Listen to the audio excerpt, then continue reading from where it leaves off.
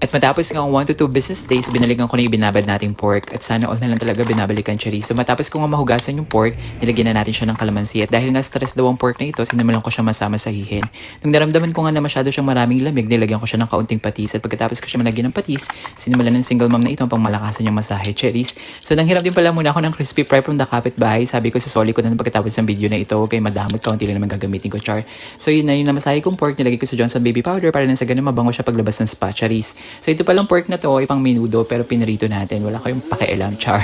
So kinuha ko na rin pala yung pang ulam ng anak ko dahil nga galing siya sa rep, ininit ko muna siya at pagkatapos ko siyang mainit, sinimulan ko ng pakainin ng aking anak. ASMR.